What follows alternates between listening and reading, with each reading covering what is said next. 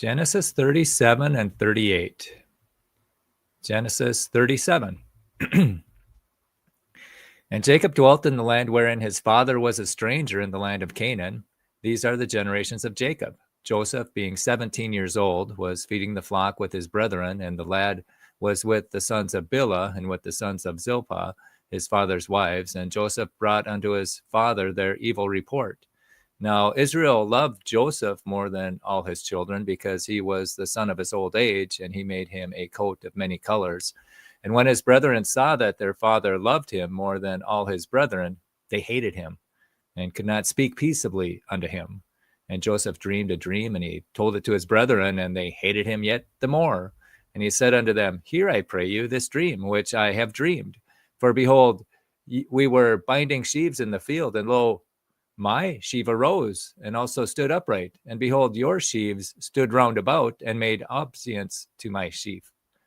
And his brethren said unto him, Shalt thou indeed reign over us? Or shalt thou indeed have dominion over us? Excuse me. And they hated him yet the more for his dream and for his words. And he dreamed yet another dream, and told it to his brethren, and said, Behold, I have dreamed a dream more. And behold, the sun and the moon and the 11 stars made obeisance to me.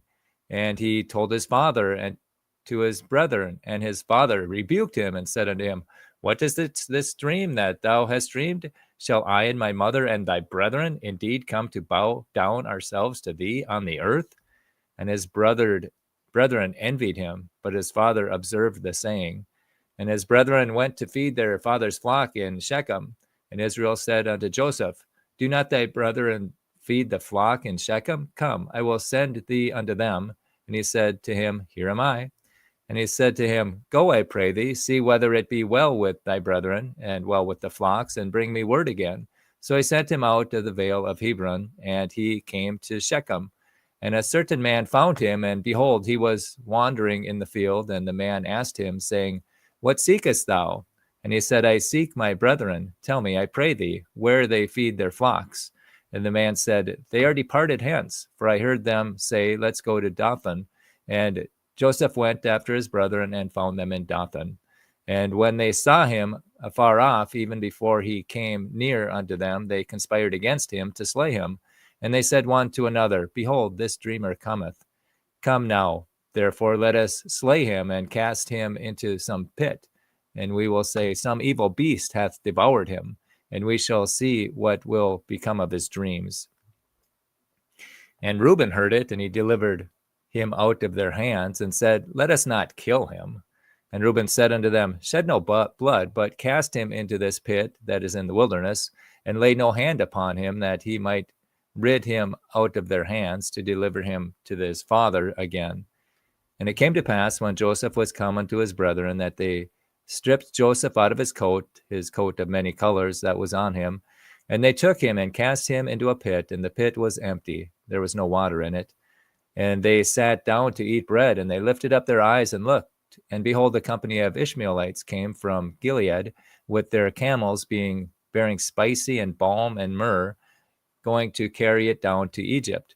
And Judah said to his brethren, What profit is it if we slay our brother and conceal his blood? Come, let us sell him to the Ishmaelites, and let not our hand be upon him, for he is our brother and our flesh.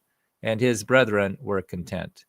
Then there passed by Midianites merchantmen, and they drew and lifted up Joseph out of the pit, and sold Joseph to the Ishmaelites for 20 pieces of silver.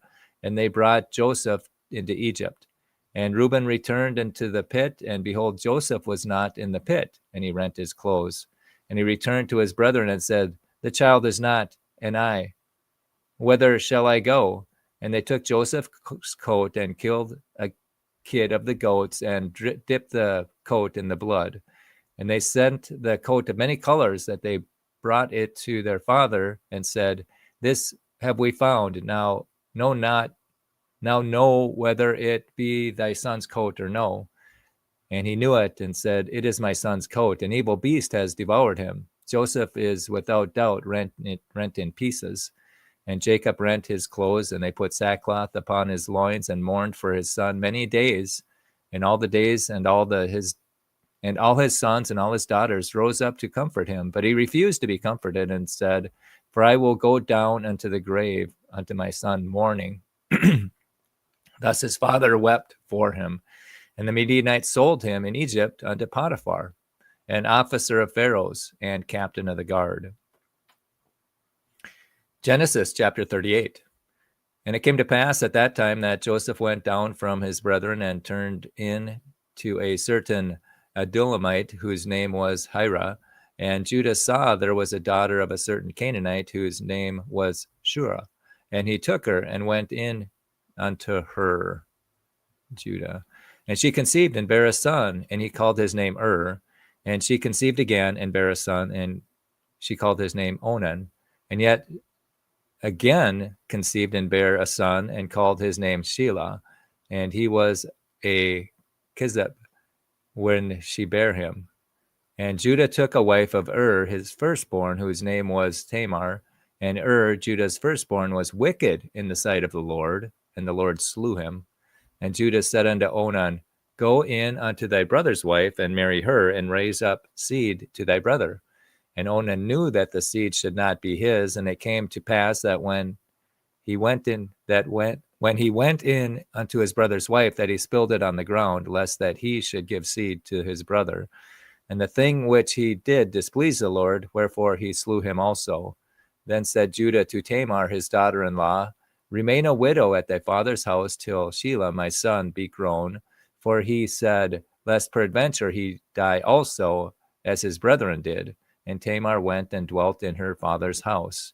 And in process of time, the daughter of Judah's wife died, and Judah was comforted, and went up unto his sheep herders to Timnath, and he and his friend Hira the Adullamite.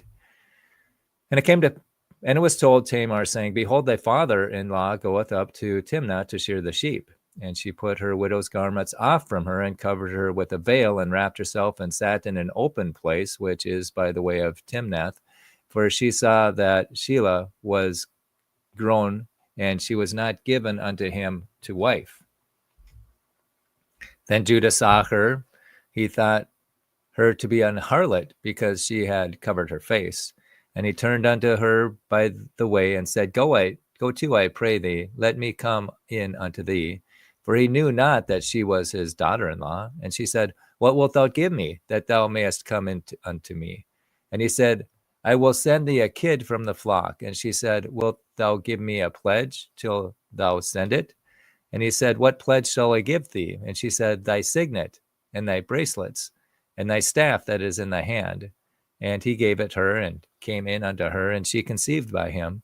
And she arose and went away, and laid by her veil from her, and put on the garments of her widowhood. And Judah sent the kid by hand of his friend the Adullamite to receive his pledge from the woman's hand, but he found her not. Then he asked the men of that place, saying, Where is the harlot that was openly by the wayside? And they said, There was no harlot in this place. And he returned to Judah and said, I cannot find her. And also the men of the place, that there was no harlot in this place. And Judah said, Let her take it to her, lest we be shamed. Behold, I sent his kid, and thou hast not found her. And it came to pass about 3 months after that it was told Judah, saying, Tamar, thy daughter-in-law, hath played the harlot, and also, behold, she is with child by whoredom. And Judah said, Bring her forth, bring her forth, and let her be burnt.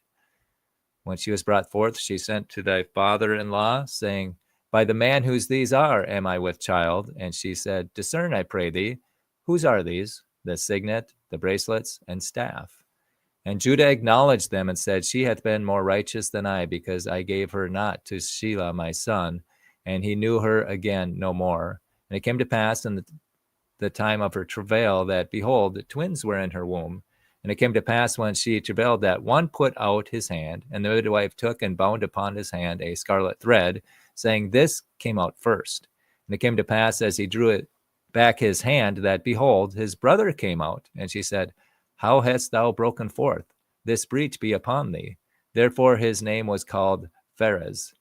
And afterward came out his brother that had the scarlet thread upon his hand, and his name was called Zerah. Genesis chapter 37 and 38.